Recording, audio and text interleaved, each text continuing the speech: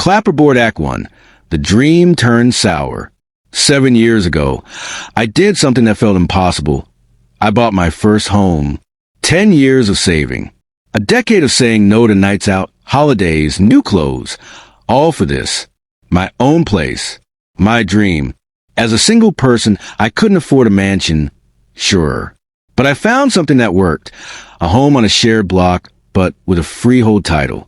That meant I wasn't stuck under annoying community rules or micromanaged by a homeowners association.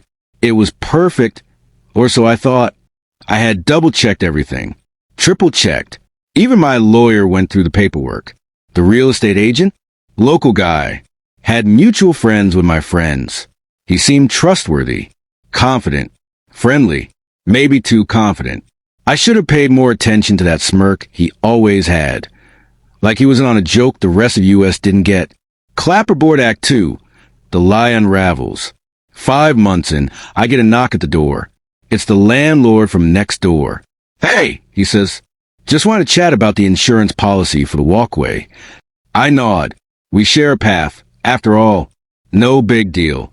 But then I get the policy and something feels off. It's not public liability insurance. It's a straighta insurance policy. Wait, what? Straighta means shared ownership, shared rules, shared decisions. It means everything I deliberately tried to avoid. I call my lawyer. He's confused, then horrified. We look back through all the documents, and somehow, this place is listed as straighta. It's not just a paperwork mix-up. It's fraud. I go digging through my records.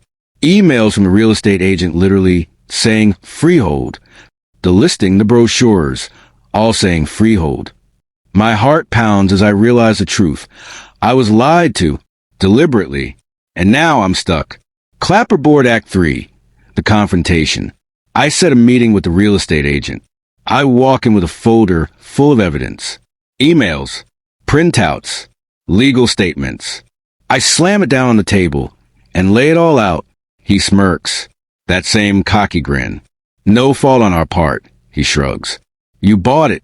It's yours now."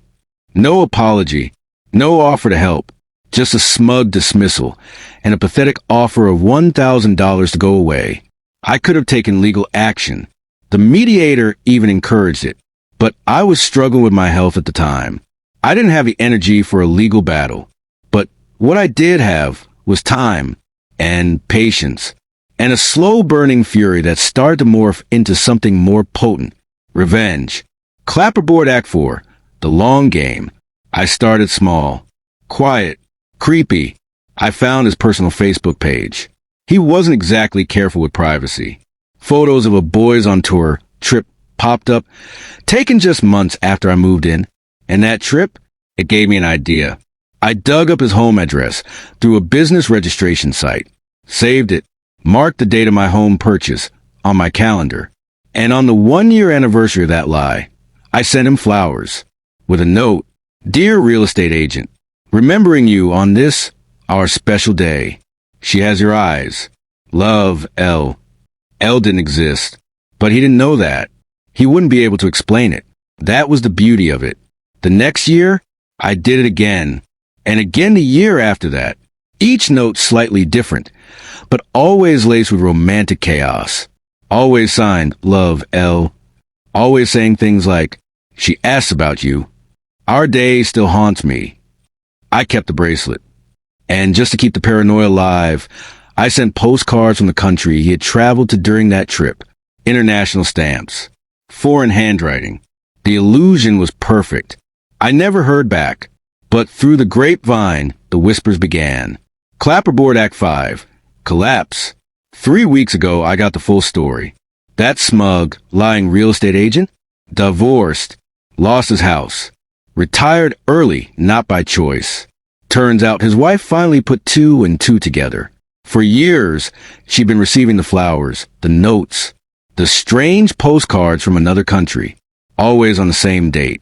Eventually, the dots connected, and when she confronted him, he broke.